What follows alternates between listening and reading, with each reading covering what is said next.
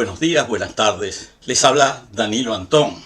Estoy presentando nuevamente el canal Mitos y Verdades y en este caso comenzando un ciclo que se titula Historias esenciales y paisajes verdaderos. Este es el video número 454. Debido a la necesidad de aumentar las suscripciones, así como la audiencia de este canal, solicitaría que activaran la campanita de la suscripción y la manito del me gusta. En este momento presentaremos el video histórico-geográfico titulado La propiedad privada, un robo histórico. Una característica de las sociedades europeas durante la mayor parte de su historia fue el desarrollo de sistemas económicos que se basaban en la propiedad de la tierra.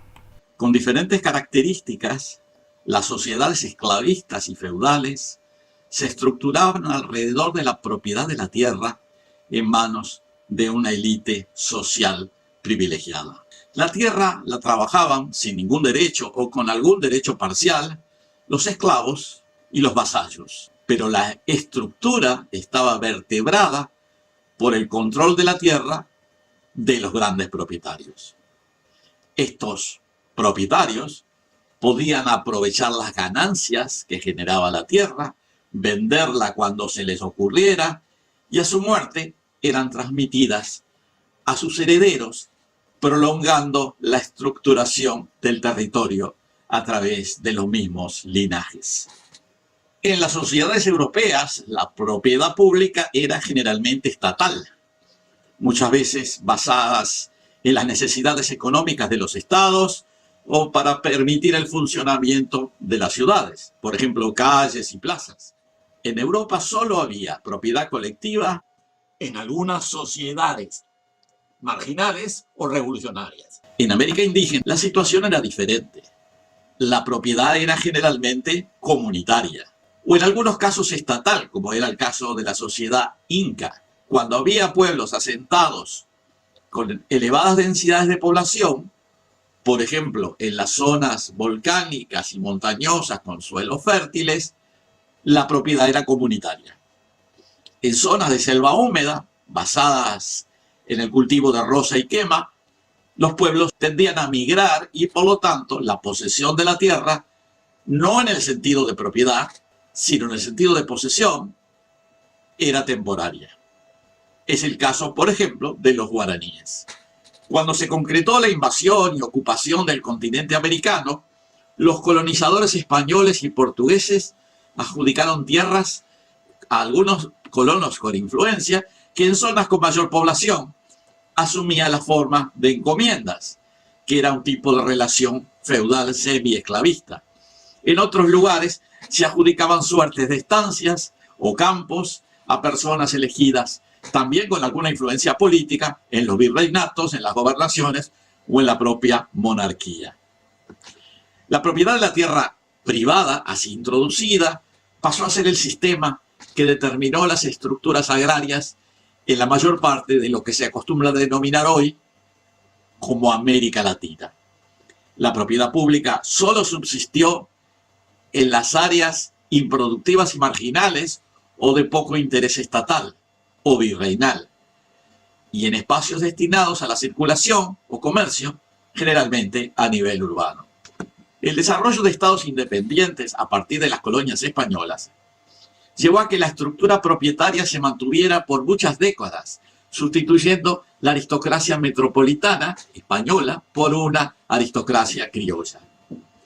En el siglo XX, y frente al desarrollo del sistema capitalista, industrial y comercial a nivel global, hubo un periodo en que muchos estados, a veces liderados o apoyados por una burguesía de nuevo corte, decidieran ampliar la esfera de la propiedad pública a través de reformas agrarias o nacionalizaciones de espacios territoriales. Cuando las burguesías locales adquirieron el poder territorial, este proceso fue detenido. De todas maneras, la reacción de los grupos propietarios originales no se hizo esperar, surgiendo fuertes tendencias conservadoras que podríamos llamar reaccionarias a la ampliación del espacio público.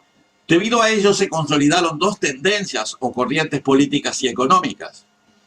Una tendencia que promovía la extensión y jerarquización de los espacios y de la propiedad pública, y otra que promovía la conservación y ampliación de los sistemas de propiedad antiguos que privilegiaban a un grupo reducido de propietarios.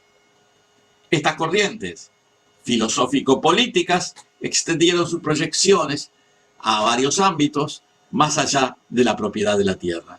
En particular, esto ocurrió como consecuencia de la influencia de las ideologías marxistas y socializantes que se extendieron a la propiedad o control de los medios de producción como servicios públicos e incluso inversiones industriales y comerciales.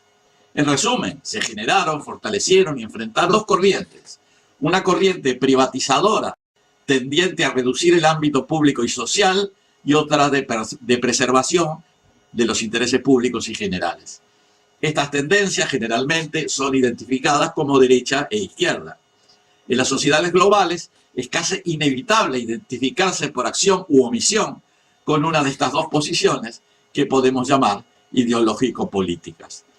Todas las actividades humanas, incluyendo la cultura, el arte y la ciencia, se ven influidas por esta dicotomía.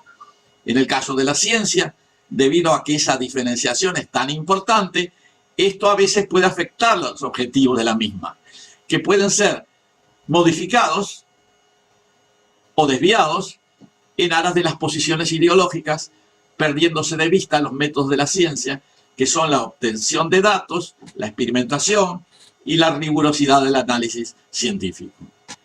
Desde mi punto de vista, en ciencia, si uno empieza eligiendo un bando, puede equivocar el enfoque, aunque hay que reconocer que de todas maneras y al final puede ser y suele ser necesario elegir un bando. Sin embargo, en ciencia, repito, hay que comenzar eligiendo los datos fríos y neutrales de la realidad y desarrollar su procesamiento y análisis en forma rigurosa, procurando no desviarse de la realidad y de la verdad. Hoy la ciencia se ha pegado tanto a estas dos formas de ver la realidad que a veces hay que efectivizar su separación. Algunos ejemplos en que la realidad científica se despega de las grandes tendencias, que podríamos llamar políticas, y a los efectos pondré sintéticamente algunos ejemplos que ya he desarrollado en presentaciones anteriores. Uno de los ejemplos es el dióxido de carbono, que obviamente no es ni de izquierda ni de derecha. El dióxido de carbono no es un contaminante, tal como se señala en forma frecuente, como da la impresión a través de las campañas catastrofistas, sino el nutriente de la vida, el principal nutriente de la vida. Esta deformación también llevó a que se desconozca el rol del carbono como elemento e incluso se promueva su eliminación indiscriminada en los vertidos y emisiones, sin comprender lo que es el carbono, qué es lo que representa y qué rol juega en los procesos naturales, físicos y químicos. El cambio climático es otro ejemplo, que es consecuencia de lo anterior. Se ha impuesto la idea del calentamiento global, sobre el cual los datos crudos son insuficientes. El ascenso alarmante de los niveles marinos, cuando se trata de un fenómeno normal en la historia planetaria y no parecería causar ninguna situación nueva que no se pueda controlar. También se habla del derretimiento inevitable de los polos, sobre el cual hay datos contradictorios, o sobre el origen fósil, sobre los hidrocarburos, cuando todo parece indicar que su origen es mineral. Y esto se da también a nivel de la antropología, en donde se dogmatizó el supuesto origen sabanero de la especie humana en África, con la exclusión de la etapa acuática que propuso la científica británica Ellen Morgan. Así como mencioné un conjunto de ideas claves en donde se ve que el dogmatismo orientado políticamente en alguna dirección está fijando las posiciones teóricas, académicas e incluso las estrategias políticas, considero que ha llegado el momento de pensar la ciencia, y en particular las disciplinas que están vinculadas a la ciencia, directa o indirectamente, como una metodología de los seres humanos que debe ser separada en la medida de lo posible, no siempre es posible, de las grandes tendencias político-ideológicas.